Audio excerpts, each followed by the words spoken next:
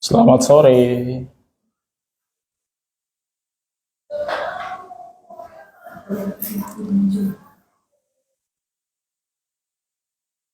Selamat sore Bapak. Selamat sore Ibu.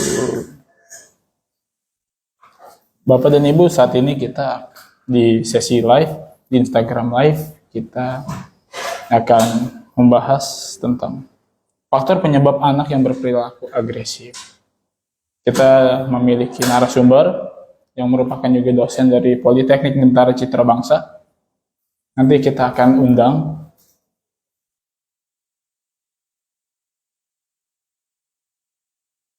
nanti.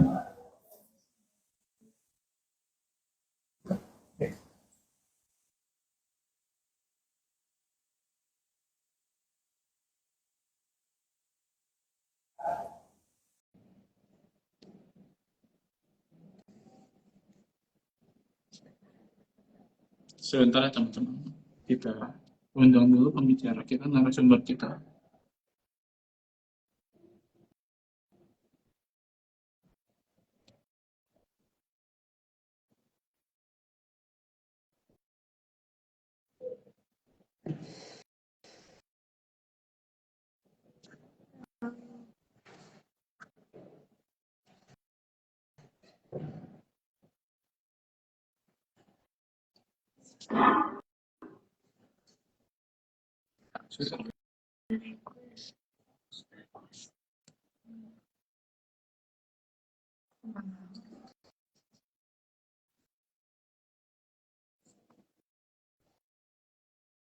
Sore Ibu Amanda, maaf Bu, lagi dicoba untuk bergabung.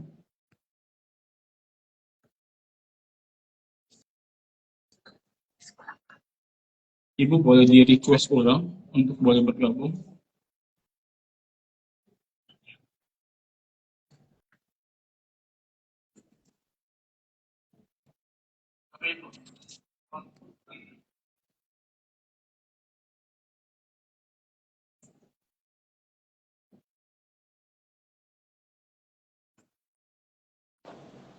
Halo Ibu, selamat sore. Halo, selamat sore. Bentar, saya ini geser sedikit. Ibu. Bagaimana Ibu kabarnya hari ini? Lumayan sudah istirahat dari acara kemarin. Habis launching buku ya. Selamat ya Bu untuk launching bukunya. Terima kasih. Kita ini selamat buat semua, termasuk juga Bentara ya. Ini peluncuran buku 4 buku pertama nih dari Bentara. Iya Ibu. Baik Luar Ibu. biasa. Ibu, kita saat ini di Instagram Live kita memiliki tema Ibu, tema faktor penyebab anak yang berperilaku agresif. Ibu, menurut Ibu secara psikologi, apa sih Ibu yang membuat anak bisa berperilaku agresif? Oke, ini faktor penyebab ya. Faktor penyebab mungkin bisa dibilang sebenarnya dari ada beberapa hal yang bisa menyebabkan anak berperilaku agresif. Jadi hal yang pertama yaitu dari dalam diri sendiri yang tidak bisa dikontrol. Untuk anak-anak, terutama anak-anak yang lebih kecil di mana perilakunya masih sulit untuk dikendalikan, itu seringkali dia tidak bisa mengendalikan gerakannya. Mungkin dia memang punya kepekaan yang kurang terhadap sekitarnya. Jadi biasanya ini anak-anak yang bawaannya secara jadi neurodivergent kita sebutnya, itu ada kesulitan untuk aware antara perilaku dirinya sendiri dan juga orang lain. Bagaimana saya berperilaku tertentu dan bagaimana saya mempengaruhi atau berinteraksi dengan orang lain. Anak-anak itu kan pada dasarnya ingin membuat koneksi ya satu sama lain. Dia pengen punya teman gitu. Nah, dalam berteman itu, dalam mengkomunikasikan perasaannya, seringkali dia belum tahu bahwa itu sesuatu yang agresif atau menyakiti orang lain. Kan perilaku agresif itu adalah menyakiti orang lain ya. Nah, bisa saja secara bawaan dia nggak bisa mengendalikan itu. Dia cuma pengen main, mungkin pikirannya gitu ya. Tapi dalam tingkah lakunya itu ternyata menyakiti orang lain. Nah, itu yang kita perlu bantu, mungkin nanti kita kita kita bantu untuk bisa intervensi ya. Tapi dalam hal itu artinya dia pertama dari bawaannya dia nggak aware, terus nggak peka, biasanya karena gangguan neurologis dan juga impulsif. Misalnya impulsivitasnya juga besar, nggak bisa mengendalikan dirinya. Misalkan apa? Dia pengen sesuatu yang dia suka, mainan gitu ya. Tapi mainan itu dipakai oleh temennya. Ternyata pada saat yang bersamaan itu dia langsung ambil aja. Pokoknya aku mau apa, dia langsung ambil. Nah, temennya nggak suka langsung dipukul temennya gitu ya. Jadi temennya nggak boleh gitu dong, aku lagi main misalkan gitu sama dia langsung dipukul. Itu tindakan agresif. Tapi dia sendiri juga belum bisa mengendalikan dirinya untuk tunggu dulu. Nanti kalau sudah selesai baru kamu bisa pinjam mainannya kayak gitu. Itu impulsivitas. Jadi memang itu adalah bawaan si anak. Tapi ada faktor lain. Faktor lain itu adalah pola asuh. Nah, pola asuh itu bisa saja anak ini memang nggak tahu aturannya dalam bermain. Aturan bahwa kalau marah itu nggak boleh mukul, gitu. Kalau marah itu nggak boleh menyakiti orang lain.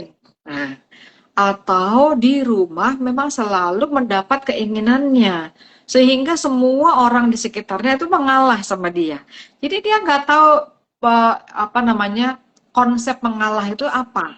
Dia nggak paham karena yang lain selalu memberikan apa yang dia mau. Gitu. Jadi bisa dari faktor diri sendiri dan faktor lingkungan sekitarnya. Gitu. Baik, Ibu. Berarti memang sudah ini Ibu, apa faktor-faktornya juga sudah diketahui bahwa anak ini melakukan perilaku agresif yang seringkali mungkin dari lingkungannya sudah sering terjadi juga ya. Ibu, di sini Betul. coba pertanyaan juga Bu. Dari faktor tadi sudah, sejauh mana Bu peran lingkungan untuk bisa membatasi anak berperilaku agresif? Oke. Halo, Selfie. Nah, ini ada temanku nih, Selfie. Selamat sore. Iya, jadi seberapa jauh ya faktor lingkungan bisa membantu? Sangat bisa. Jadi ketika kita lihat dulu mungkin kronologisnya seperti apa dalam satu kejadian gitu ya. Atau dalam satu kasus lah gitu. Apakah anak ini memang tadi dari bawaannya sendiri dia nggak bisa mengontrol tindakannya, atau dari faktor lingkungan itu sendiri, atau kombinasi keduanya. Bisa saja kombinasi keduanya gitu ya. Mungkin anak ini pernah diperiksa dan punya diagnosa hiperaktif. Nah, ini barangkali buat orang sekitarnya, kan dia anak hiperaktif, udahlah dimaklumin aja gitu loh. Jadi dianggap bahwa perilakunya itu diterima. Padahal sebenarnya dia harus diajarkan. Jadi faktor lingkungan mengajarkan mana aturan yang diterima, mana yang tidak. Bahwa toleransi itu kita ajarkan kepada teman-temannya juga. Misalkan, ya dia memang lagi belajar untuk tahu bahwa mukul itu nggak boleh, menyakiti atau mencubit temannya. Ada yang digigit juga kan untuk anak-anak kecil ya. Ada yang gigit juga kalau agresif itu. Nah, itu nggak boleh. Nah, jadi kita bisa lakukan pertama dari orang tua, dari guru yang kasih tahu ini boleh, ini nggak boleh. Kalau kamu marah, marahnya boleh. Tapi perilaku menggigitnya, perilaku mukul, perilaku mendorong, itu yang nggak boleh. Yang menyakiti orang lain yang nggak boleh. Dari orang tua, guru bisa mengajarkan itu. Tapi ketika sudah dikasih stimulasi, diajarkan masih belum bisa, memang mungkin perlu intervensi lebih lanjut karena barangkali bisa saja dia nggak paham instruksinya. Yang namanya menyakiti orang lain tuh apa? Dia nggak paham. Nah, ini perlu diajarin. Jadi kita perlu runut juga ke belakangnya ya. Macam-macam gitu. Bisa jadi pemahaman bahasanya dia nggak tahu. Anak yang eh, bahasanya, vokabularinya kurang, perbendaharaan katanya, dia kan nggak bisa ngungkapin apa yang dia suka dan tidak suka, apa yang dia mau atau nggak mau. Jadi biasanya dengan perilaku, karena kata-katanya nggak cukup, kosakatanya nggak cukup, dia dengan perilaku. Gitu tadi, entah dia dorong atau apa. Nah, kita perlu mengajarkan cara komunikasinya di situ. Jadi memang tergantung kasus per kasus. Baik, Ibu. Berarti dengan kasus per kasus untuk bisa menangani anak yang berperilaku agresif. Baik, Ibu, Ya, kita lanjut. Sebelumnya, Bu, Ibu tahu berita di bulan November 2024 kemarin itu, ada berita di mana seorang anak usia 14 tahun dia menganiaya orang tuanya sampai meninggal dunia. Itu yang meninggal papanya dan juga neneknya. Lalu mamanya dirawat di rumah sakit. Kalau saya ya. baca beritanya itu karena perilaku agresif anak yang cenderung ditekan oleh orang tuanya untuk bisa belajar secara terus-menerus sehingga anaknya burn out ya, Bu, ya. Terjadi kepenatan kepenatan di dalam pikiran. Itu menurut Ibu dari dunia psikologis kira-kira bagaimana Ibu? Apakah benar anak itu akan meledak suatu saat nanti ketika terus ditekan oleh orang tuanya? Oke. Jadi kita mungkin itu adalah kasus yang baru ya, tetapi terlepas dari kasus itu, secara umum bisa saja ketika anak tidak bisa mengungkapkan atau mengekspresikan emosinya di rumah dengan aman, ya, dengan aman. Misalkan ada ungkapan tertentu kayak kemarahan, kesedihan, atau kekecewaan gitu ya, yang terus-menerus ditekan karena dia nggak bisa mengungkapin kan ditahan di dalamnya. Itu bisa saja suatu saat dia akan meledak. Ibaratnya kayak apa ya? Kayak balon ya yang diisi oleh udara. Udara itu adalah emosinya. Ketika udara itu kita mungkin ada bocor-bocornya sedikit, dia balon itu nggak akan meledak. Jadi ada kesempatan untuk kempesin ya, itu nggak akan meledak. Tetapi kalau diisi terus nggak ada pelepasannya udara di dalamnya, suatu saat mungkin hanya kena debu, pernah lihat balon kena debu meledak kan? Atau kena udara panas dia meledak, triggernya barangkali bisa jadi sepele. Barangkali sepele, tetapi bisa saja terjadi apa namanya mungkin karena tekanan yang sudah bertahan lama ya. Jadi hanya butuh trigger yang sepele saja dia sudah bisa burst out. Bisa saja itu misalkan dimarahin karena kamu ini apa dari tadi kok tidur-tiduran melulu sih nggak belajar.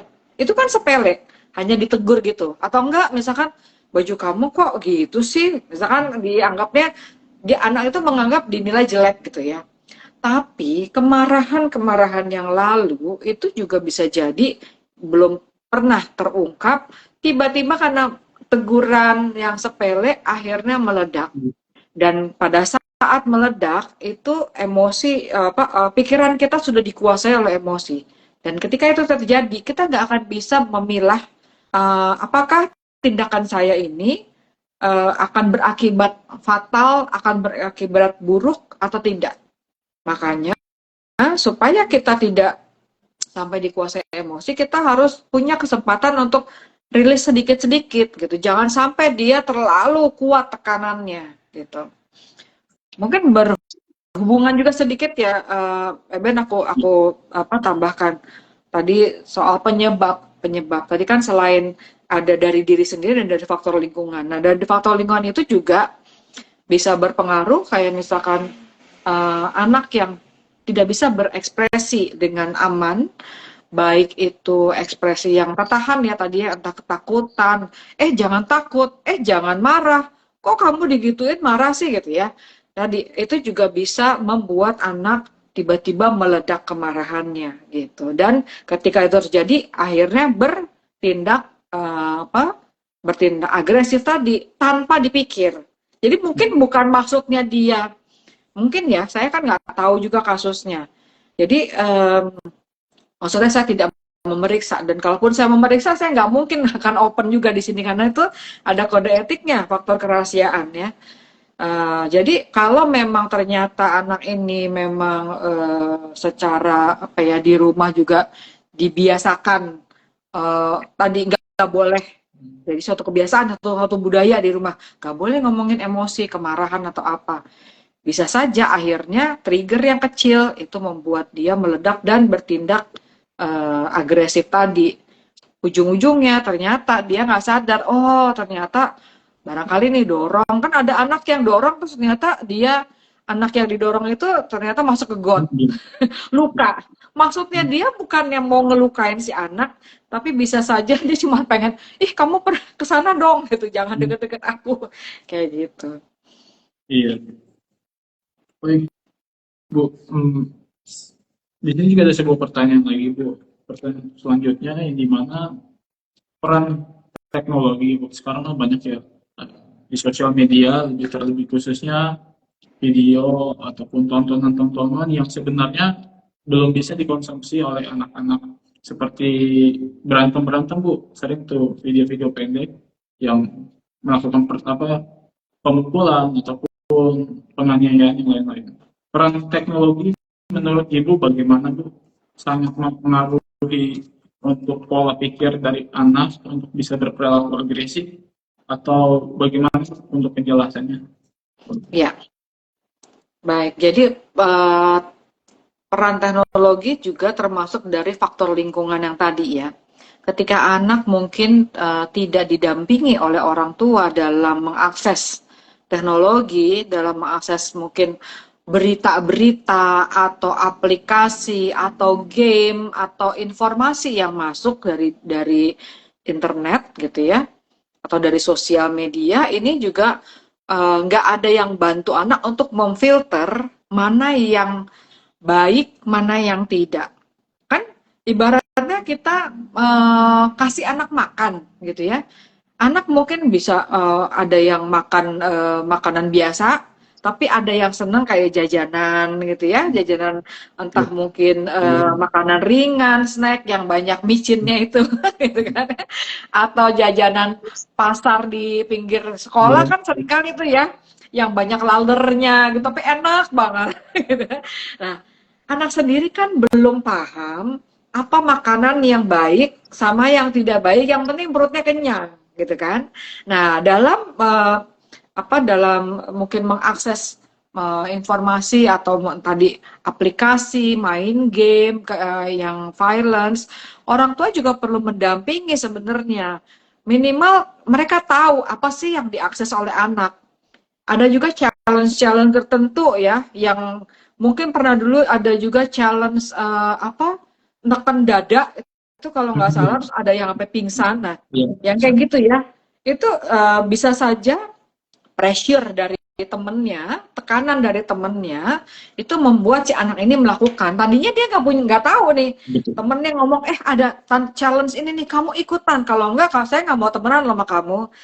Apalagi untuk anak-anak remaja, itu membuat si anak ini udah umurnya tuh biasanya ingin diterima oleh teman sebayanya gitu ya, pengen punya kliknya sendiri. Kalau aku nggak melakukan, nanti aku dijauhin, aku nggak punya teman. Itu pressure buat si anak ini, sehingga ya udah aku ngelakuin. Tawuran atau mungkin bullying dalam sekolah, seringkali juga karena pressure dari teman-teman. Si anak sendiri tidak tahu bagaimana keluar dari masalah itu, ya, kayak dilematis buat dia. Aku sebenarnya nggak mau, tetapi kalau aku nggak melakukan ini, bisa jadi aku yang jadi korbannya. Itu juga ada ketakutan-ketakutan sendiri buat si anak, kayak gitu. Ya, jadi sangat-sangat berpengaruh, tapi bukan berarti semua peran teknologi itu pasti negatif. Karenanya orang tua juga harus mendampingi, kalau berani atau kalau punya uang untuk kasih anak gadget ya, harus ada konsekuensinya juga buat orang tua. Dampingi, bukan cuma nih dikasih main, tapi nggak ada yang nemenin gitu. Baik, Ibu. Terima kasih untuk penjelasannya, Bu. Sebelumnya saya ingin ajak teman-teman juga yang di live ini, jika ada sebuah pertanyaan, bisa ditulis di kolom komentar, nanti akan disampaikan ke Ibu Amanda. Baik, Bu. Iya, ini ada pertanyaan nih ya Ben nih. Oke. Baik, ada pertanyaan dari Lucy.ormayer. Dan apakah ada Di atasnya, di atasnya. di atasnya Bu Amanda ingin bertanya, semisalnya seorang anak iseng ke teman-temannya, seperti mencubit atau hal-hal kecil, apakah itu termasuk perilaku agresif, Bu? Dan apakah ada karakteristik yang spesifik yang bisa disebut anak tersebut berperilaku agresif? Baik, Bu. Oke. Jadi kalau segala perilaku yang menyakiti orang lain itu kita sebutnya perilaku agresif. Tetapi apakah perilaku agresif ini sudah menjadi satu masalah dalam berteman gitu ya, atau menjadi masalah perilaku, tergantung. Kalau cuman sesekali dia main terus ya teman-temannya masih mau main sama dia gitu ya, itu belum menjadi masalah. Tapi ketika teman-temannya menjauhi dia atau benar-benar sampai terjadi luka, sampai membuat anak lain mogok sekolah, nah itu sudah menjadi masalah, bisa jadi menjadi gangguan. Ketika itu terjadi berulang-ulang dan mengganggu fungsi dia sendiri yang bersangkutan dan juga teman-teman sekitarnya, jadi sosialisasinya terganggu atau mungkin kegiatan belajarnya terganggu, itu artinya sudah masuk dalam satu masalah perilaku gitu. Jadi perilaku agresif itu yang menyakiti orang lain, tapi apakah itu menjadi masalah tergantung situasinya juga gitu ya. Baik, Ibu, terima kasih untuk jawabannya. Apakah dari kamu sih cukup menjawab ya kayak dari jawaban dari Semoga Ibu? menjawab ya Ibu Lucy Ormaya. Oke, Lucy baik. Ormaya nih, panggilannya Lucy atau Maya? Baik, Bu. Selanjutnya, Bu, ada pertanyaan juga, Ibu. Apakah langkah konkret yang dapat dilakukan orang tua untuk membantu anak yang cenderung berperilaku agresif? Bagaimana itu? Kalau anak ini memang masih umurnya belum paham ya, biasanya kan anak-anak belajar aturan itu di usia dalam keluarga apa namanya, intinya itu di 0 sampai ya mungkin di sekitar 1 sampai 3 tahun gitu ya, 1 sampai 3 tahun. Tapi ketika mulai 4 tahun masuk TK gitu ya, biasanya kan udah mulai masuk TK nih, dia mulai belajar aturan sosial keluar dari rumahnya. Itu masa-masa belajar soal aturan, baik aturan apa namanya, satu tempat, apakah di rumah dan juga di sekolah, dan juga aturan dalam bersosialisasi gitu ya. Nah, ketika dia belajar dalam proses belajar, kita harus selalu mengulang-ulang dan harus sosialisasi. Misalkan, saya sering nih kalau dengar di sekolah ya, di dalam kelas gurunya sebelum memulai pelajaran, terus gurunya mengingatkan dalam bermain di dalam kelas ini kita respect ya satu sama lain, kita menghormati, menghargai satu sama lain. Jadi kita tidak menyakiti orang lain. Kalau ada yang bicara, kita mendengarkan orang lain. Kalau ada yang apa namanya bermain, tidak boleh menyakiti gitu. Jadi itu kita sosialisasikan, aturan-aturan itu disosialisasikan. Ketika itu sudah diulang-ulang, si anak masih melakukan, kita tegur. Tapi sebaiknya juga menegurnya jangan yang mempermalukan. Karena si anak ini masih belajar, ya, terutama dari sampai usia TK ini ya masih belajar soal aturan. Mereka belum paham benar nih yang mana boleh, yang mana nggak boleh. Nah, ketika itu terjadi kita mau menegur, sebaiknya kita menegurnya mengajak dia ke samping dulu, atau kita tegur dengan suara pelan.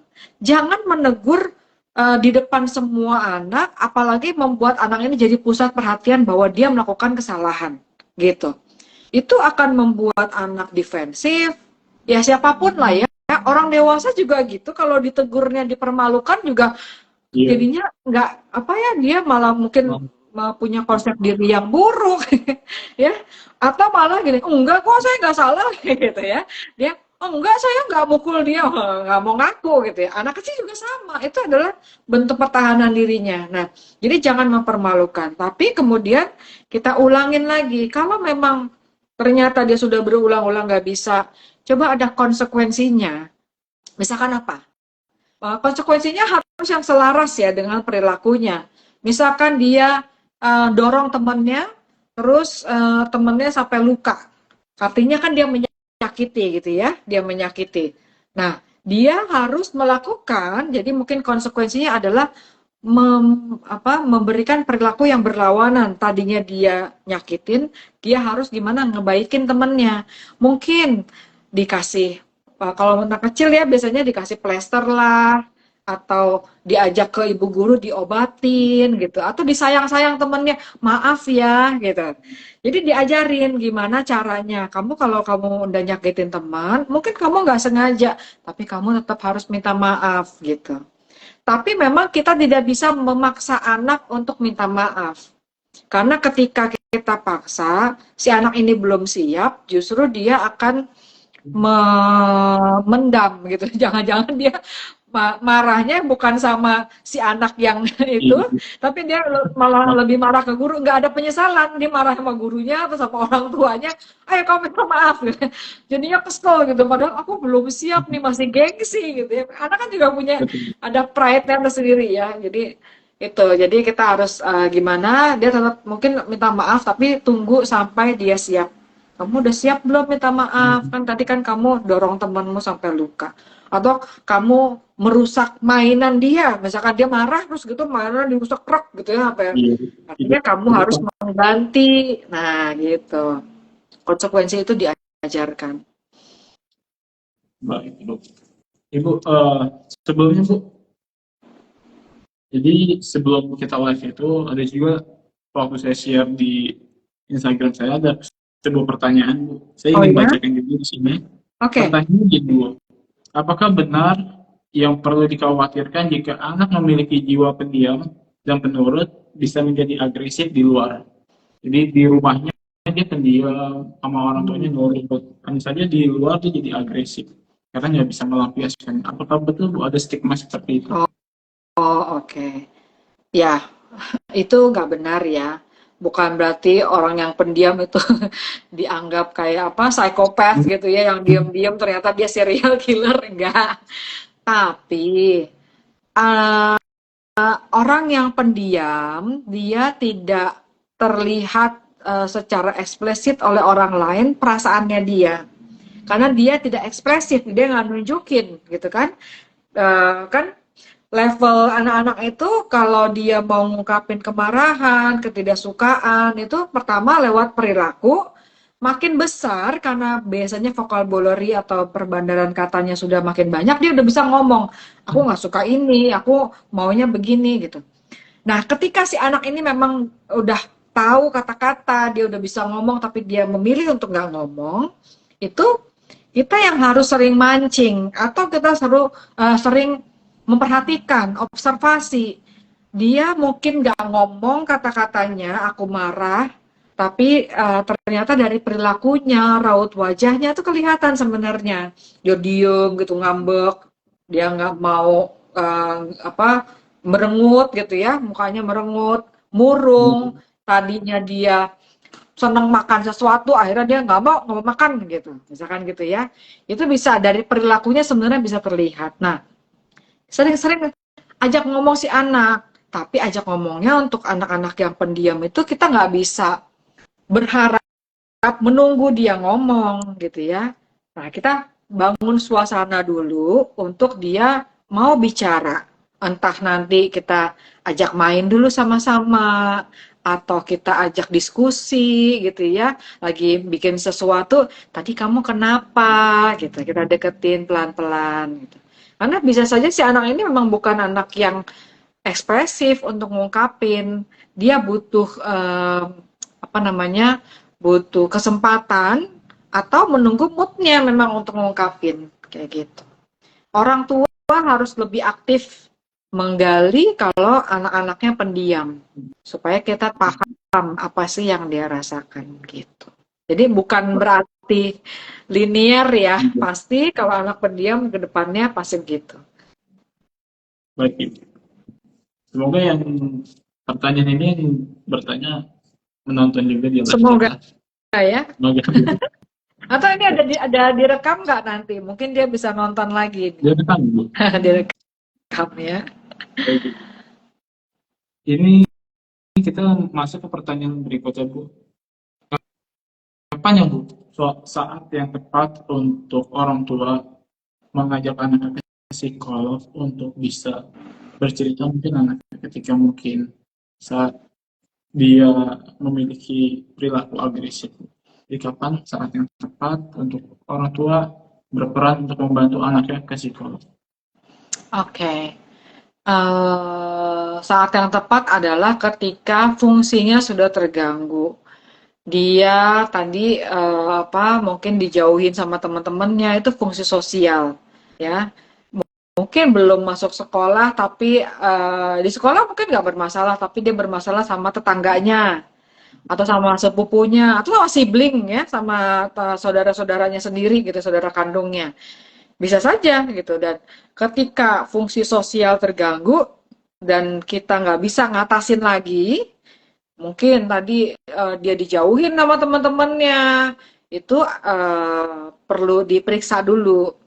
Barangkali kita bisa melakukan sesuatu gitu ya. Apakah mungkin konseling dengan orang tua untuk memperbaiki perilaku atau konsekuensi orang tua itu bisa membantu. Atau memang anaknya sendiri ada sesuatu yang membutuhkan intervensi kayak intervensi perilaku ya, terapi perilaku atau mungkin terapi emosional ya seperti terapi bermain. Dan fungsi yang lain adalah fungsi sekolah. Ketika perilaku agresifnya mengganggu fungsi sekolah, misalkan nih dia jadi di skors ya, kan bisa saja anak yang tawuran kadang kan suka gitu ya, atau anak yang pelaku bully di skors karena dia bertindak agresif. Sehingga dia nggak boleh masuk sekolah. Kan kalau nggak boleh masuk sekolah, kemungkinan pelajarannya akan terganggu. Gitu. Jadi itu yang dasarnya ketika ada sesuatu perlu ditindaklanjuti. Tapi memang sebaiknya jangan tunggu sampai jadi masalah yang besar gitu ya. Ketika mulai ada tanda-tanda dari biasanya kan tangkapan guru ya, guru dan orang tua nih. Kenapa ya kok dia nggak ada teman yang mau main sama dia gitu. Nah itu mungkin pengamatan dari orang tua, pengamatan guru, atau sering diaduin. Anak-anak kan sering gitu ya. Misalkan Mama Sari gitu ya. Itu tuh Sari suka nakal di sekolah. Ada yang gitu gitu. Ada temennya yang ngaduin. Nah, mungkin kalau sekali dua kali ya oke lah gitu ya, namanya anak-anak. Tapi kalau setiap hari ada yang ngadu atau setiap hari orang tuanya dipanggil, itu bisa jadi ada sesuatu yang harus ditindaklanjuti gitu. Berarti di sini orang tua perlu peka ya, Bu? Betul, orang tua perlu peka. Pernah juga ada anak nih yang kan waktu dulu kan aku pernah bantu di TK Boncel ya. Begitu keluar dijemput nih sama orang tuanya, anaknya gini, mama tadi si ini begini, wah dia ngaduin temennya gitu kan. Si anak ini pengen cerita sebenarnya, tapi orang tua dari anak ini langsung memutus gitu ya dengan bilang, bisa nggak sehari aja kamu nggak ngadu? Bisa nggak kamu sehari aja nggak ngadu? Setiap hari ngadu melulu ini gitu. Nah, itu kalau menurut saya ketika orang tua tidak memberikan ruang buat anak cerita, suatu saat nanti orang tuanya nggak tahu apa yang terjadi sama anak ini. Misalkan anak ini marah terus dia pukul temennya, atau bisa jadi dia jadi korban sebenarnya. Tapi orang tuanya kesel karena dia bolak-balik mungkin dia dizolimi sama temennya gitu ya. Tapi orang tuanya nggak mau denger gitu. Sebenarnya ya jadi masalah juga. Makanya memang perlu coba kasih kupingnya lah ya. Siapa sih yang mau dengerin si anak kalau bukan orang tua gitu. Jadi kasih kesempatan anak tuh cerita untuk dengerin. Mungkin dia punya keluh kesah sendiri. Iya. Siapa tahu di sekolahnya lagi penat, Bu. Lagi banyak Bisa, sering diejekin juga mungkin kan di sekolah. bisa. Jadi perlu cerita sama orang tua ya, Bu. Ya. Betul, betul. Baik, gitu. Selanjutnya Ibu, apa Bu peran konselor untuk membantu anak yang cenderung berperilaku agresif? Nah, peran konselor ya. Peran konselor mungkin bisa mendorong juga edukasi. Memberi edukasi, sosialisasi buat anak. Karena gini, eh, kan seringkali nih kalau konselor, terutama konselor di sekolah ya, anak itu datang ke konselor ketika sudah punya masalah. Lapor sama guru BK, misalnya gitu ya. Guru BK itu jadi kayak Pak Polisi atau Bu Polisi yang kayak memperbaiki perilaku gitu. Kayak seakan-akan masuk ruang BK itu udah kayak ruang rehabilitasi di mana anak bermasalah lah yang hanya masuk ke sana gitu. Nah, daripada kita menunggu bola ya, kita menunggu anak datang, malah si anak ini mendapat label tertentu bahwa dia anak bermasalah, lebih bagus guru BK atau konselor misalkan di sekolah ini ya, itu yang menjemput bola, datang ke kelas untuk mungkin ada program tersendiri untuk anak-anak tahu, sosialisasi, edukasi, bagaimana berteman yang baik, relasi yang toksik itu seperti apa sih, relasi yang menyakiti seperti apa, bagaimana kita bisa respect satu sama lain gitu ya. Kalau kamu pengen orang lain respect sama kamu, kamu harus lebih dulu respect sama orang lain gitu. Bagaimana respectnya? Ya itu tadi, mendengarkan, menghargai pendapatnya, tidak menyakiti orang lain, itu salah satunya. Dan coba membangun empati. Jadi itu akan membangun budaya anti bullying di sekolah nantinya. Dan barangkali juga peran konselor buat pihak sekolah sendiri ya, baik kepala sekolah juga para guru itu yang bisa membangun kesadaran bagaimana sih sebagai guru kepala sekolah untuk tidak melakukan kekerasan juga sama anak. Kadang orang guru itu nggak sadar. Misalkan dia mau marahin anak, terus keluar kata-kata yang justru malah agresif, kata-katanya yang menyakiti gitu loh. Karena kan bisa saja nih perilakunya bukan hanya soal lewat fisik, tetapi lewat kata-kata, agresif secara verbal. Nah, itu kesadaran itu mungkin bisa diambil peran oleh konselor untuk tadi, gimana caranya biar mereka sadar.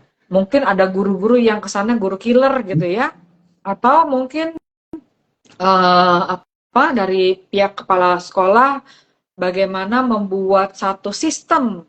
Saya pernah dengar itu ada sekolah yang punya namanya apa ya? Jadi ada tempat duduk di mana teman-teman yang atau anak-anak yang tidak punya teman duduk di situ dan teman yang lain ketika ada anak duduk ajak, disuruh ajak. Itu kan budaya itu harus dimulai dari pihak sekolah. Betul. Itu bisa diciptakan ya, budaya anti bullying bisa diciptakan. Mungkin juga pasang poster-poster anti bullying dan apa mengajak guru juga setiap kesempatan, setiap pelajaran itu bisa dimasukkan pelajaran moral di situ. Ya kan? Dengan cara bermain, dengan cara role play. Nah, role play itu juga membantu. Misalkan dari konselor gitu ya ngajakin, ayo gimana perilaku yang menyakiti itu kayak apa sih? Walaupun bukan benar-benar mukul atau apa ya, tapi mensimulasikan itu anak-anak jadi paham.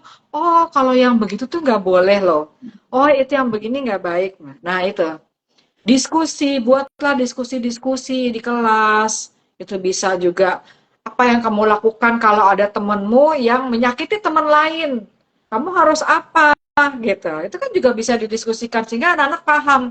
Oh, jadi kalau ada teman lain yang disakiti, aku boleh kok bilang jangan. Kalau temennya nggak mau, aku boleh kok ngajak, aku bisa kok ngajak si teman yang disakitin untuk pergi dari situ. Atau aku boleh kok bilang ke ibu guru, ke gurunya gitu ya. Ini temen ini nih nyakitin misalkan gitu. Itu jadi dapat ide dengan diskusi juga. Iya, berarti dengan cara-cara yang kreatif ya dari pihak sekolah juga sebagai konselor untuk bisa membantu anak itu ya, Bu, ya. Betul, betul. Ini ada pertanyaan nih dari Iya, Bu. Ada Harold. pertanyaan Bu, dari Arul 26. Bu, maaf mau tanya. Jika anak cenderung melempar barang jika sedang emosi, apa yang butuh dilakukan ya Bu? Tetapi jika digali, anaknya cenderung tertutup. Bagaimana tuh Bu, kira-kira? Oke, jadi mungkin gini ya. Biasanya kan agresi itu juga salah satunya didorong oleh kemarahan ya. Barangkali nih tadi dalam faktor lingkungan ada ketidakadilan yang terjadi di situ ya. Barangkali nih gini, si kakak selalu disuruh ngalah sama adiknya. Padahal adiknya yang masih kecil ini sering gangguin kakaknya gitu ya. Akhirnya kakaknya udah nggak tahan, terus dia udah mainan yang tadinya lagi dimainin adiknya dibuang sama dia, dilempar gitu. Kita sering lupa bahwa walaupun si kakak itu juga masih anak-anak ya, yang perlu di apa namanya, kita deketin juga, kita ajarin juga. Nah, ketika kita mengungkapkan kemarahan, kita harus ajarkan ini baik peran dari guru, peran dari orang tua sangat penting. Mengajarkan mengungkapkan emosi dengan cara yang aman. Ada 3 hal aturannya. Aturannya adalah tidak menyakiti diri sendiri, tidak menyakiti orang lain, dan tidak membuang barang atau merusak barang. Nah, ini kita ajarkan pada saat lagi santai.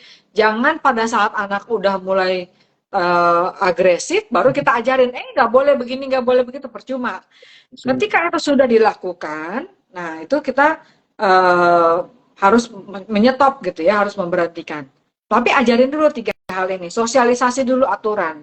Sama seperti aturan pemerintah kan juga gitu ya, ketika ada aturan baru, sosialisasiin dulu. Mereka udah paham. Udah, yang keempat adalah antisipasi. Cari tahu kenapa dia melakukan itu. Tadi kita perlu kepekaan tadi orang tua, apa sih yang terjadi pada saat sebelum dia ngelempar barang. Mungkin dia lagi main tapi nggak bisa, dia frustrasi.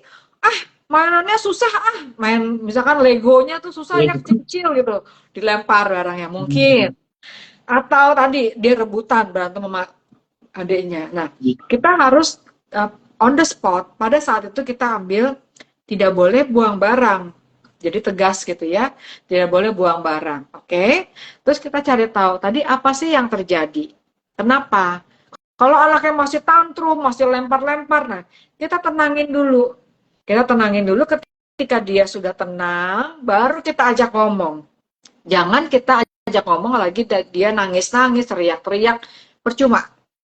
Jadi tuh tenang dulu, baru kita ajak ngomong. Nah, ini pertanyaan berikutnya nih. Tapi kalau digali, anaknya cenderung tertutup. Nah, mungkin perlu ada teknik-teknik pertanyaan yang tidak menginterogasi. Seringkali gitu ya, orang tua pengen tahu, tapi cara nanya atau guru pengen tahu, cara nanya interogasi. Tadi kamu lempar barang ya? Kamu ini ya, kamu itu nggak suka ya sama mainannya, misalkan gitu. Padahal sebenarnya enggak. Dia frustrasi karena mainannya susah banget. Mungkin terlalu kecil atau terlalu advance untuk umurnya, barangkali gitu ya.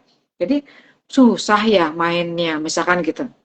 kita coba validasi. Kamu marah tadi, tadi kenapa kamu marah? Cara bertanya, nada bicara perlu diperhatikan juga. Betul. Jangan walaupun mungkin kata-katanya sama, tadi apa yang terjadi? Misalkan apa sih yang terjadi sebelum kamu lempar barang? Sama gini. Tadi apa yang terjadi? Kenapa kamu lempar barang? Gitu ya. Jadi takut. Itu bisa jadi kata-katanya sama, tapi nada bicaranya itu berbeda. Yang tadinya anak mungkin kalau dengan cara baik-baik dia mau ngomong, tapi kalau dengan nada penuh tekanan, akhirnya, wah, kalau aku cerita nanti aku dimarahin, gitu kan ya. Dia nggak akan mau cerita, gitu. Jadi kalau menggali harus dengan cara yang tidak memojokkan, Gimana tadi apa sih kok sebelum kamu lempar kenapa ada sesuatu misalkan gitu ya. Baik, Ibu. Terima kasih Ibu untuk jawaban-jawabannya juga. Sebelumnya saya ingin lihat juga apakah ada pertanyaan lagi. Ada. Teman-teman boleh ya untuk bertanya, kita masih ada sekitar 5 menit lagi. Jika ingin bertanya boleh sebelum dirangkumkan. Terima kasih, ini Zazu ya, Zazu namanya. Semoga sukses. Amin. Ini Arol yang kita kenal apa bukan? Hai Arol. Tim sukses. Tim sukses ya.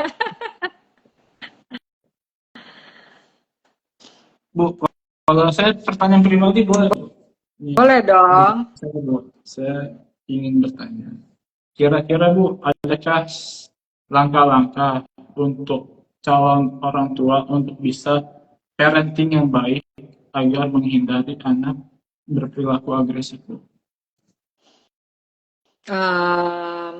Pertama kita melakukan sosialisasi ya.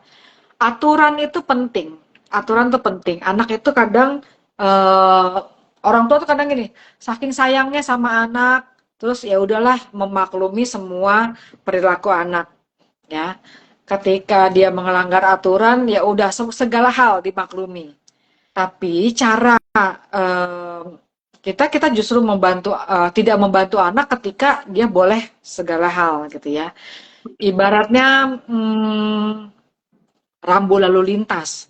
Aturan itu kayak rambu lalu lintas. Kalau kita berada di tengah jalan raya, terus udah gitu, kita tahu nih aturannya merah itu berhenti, kuning hati-hati, dan hijau jalan, kita merasa aman. Tapi ketika hari ini begitu aturannya dan besoknya lagi berubah, hari ini apa ya aturannya ya gitu. Itu membuat kita nggak aman. Jadi aturan harus konsisten. Atau misalkan kita udah tahu seperti itu, Pak polisi bilang kita lagi merah nih, mesti berhenti gitu ya. Pak polisi bilang, jalan aja, nggak apa-apa. Terus kita bingung loh, kok boleh ya gitu ya. Itu ibaratnya kalau misalkan ibunya bilang boleh boleh makan es, bapaknya bilang nggak boleh gitu. Jadi ada perbedaan antara orang tua. Nah, jadi aturan itu harus ada, diberikan secara konsisten, ya jangan berubah-ubah. Nah, tapi cara memberikannya, cara sosialisasinya itu harus dengan cara yang tegas tapi baik, dengan lemah lembut, ya, bukan dengan marah-marah juga, gitu ya. Karena ketika anak menyadari aturan dan dia mau melakukan itu dengan bertanggung jawab, itu berbeda sama anak yang ngikutin aturan karena takut sama orang tuanya gitu. Jadi kita kan mau anak kita bertanggung jawab ya dalam ketika dia dewasa. Itu ibaratnya tadi kalau misalkan ada polisi, aku mau ngikutin lampu lalu lintas, tapi kalau nggak ada, aku ini aja gitu ya, ngelanggar aja gitu. Tuh, jadi dalam kita memberi parenting itu, ketika anak sudah berperilaku yang agresif tadi, kita harus kasih tahu bahwa itu nggak baik. Terus coba kita cara mengungkapkan kemarahan dengan cara yang tidak menyakiti orang lain. Tiga tadi ya, tidak boleh menyakiti diri sendiri, tidak boleh menyakiti orang lain, dan tidak merusak barang. Kemudian antisipasi, apa sih yang terjadi? Kalau udah dikasih tahu berulang-ulang, udah paham aturan tapi dia masih nggak bisa ngendaliin diri, kita baru bawa ke psikolog mungkin, atau bawa ke dokter anak, mungkin ada sesuatu yang terjadi. Gitu. Berarti ada tanggapan Bu? Sangat jelas banget dan bisa dipraktekin buat sepupu dan keponakan. Sepupu dan ponakan ya. Udah siap jadi orang tua, Rol? Asli. Orang yang mana katanya Bu? Baik Ibu. Terima kasih Ibu Amanda untuk waktunya. Saya simpulkan Sama-sama, sedikit. Kak Eben. Kalau dari Ibu secara general Bu, boleh tolong dirangkumkan Bu? Oke. Hari ini. Mungkin gini ya, menjadi orang tua itu nggak ada sekolahnya. Tapi bukan berarti kita nggak bisa belajar. Mungkin untuk satu anak kita sudah ketemu rumusannya. Oh begini nih cara ngedeketinnya. Tapi ternyata sama anak yang lain bisa jadi berbeda. Terus belajar ya, ketika kita mengenali anak, oh ada perilaku-perilaku yang bisa diterima, ada yang nggak bisa. Kita menerima anak apa adanya, terus kita coba cari cara gimana membantu anak ini sehingga dia bisa bertumbuh secara optimal, dia bisa jadi anak yang happy, ya bisa jadi anak yang yang senang, yang ceria, punya banyak teman. Karena kalau tadi kita topiknya tentang perilaku agresif, kan efek di ujungnya, jangka panjangnya ketika kita tidak segera menindaklanjuti perilaku ini, akhirnya si anak jadi nggak punya teman. Kasihan juga pada akhirnya si anak. Ya, jadi kita coba bantu anak sehingga dia bisa berkembang secara optimal, bisa berfungsi sosial maupun akademisnya. Baik. Mungkin begitu aja dari aku. Terima kasih Bu untuk waktunya. Sedikit Bu informasi untuk teman-teman yang ada di live kita di Instagram bahwa kami dari Bentara Kampus adalah politeknik yang dimana di 4 ada 2 jurusan. Yang pertama itu pendidikan inklusi dan juga pendidikan konseling terapan. Saya salah satu mahasiswa juga, anak murid dari Ibu Amanda, dimana sedang kuliah juga. Jadi untuk teman-teman yang nanti mau tanya-tanya, boleh DM di Instagram Bentara Kampus, atau mau DM sama Bu Amanda juga boleh. Boleh, silakan. Ya. Mungkin itu Ibu, terima kasih waktunya, sehat selalu. Sama-sama ya. Sehat semua. Terima kasih ya sudah bergabung teman-teman. Sampai jumpa di kampus. Raise up. Raise up. Dadah Ibu. Bye.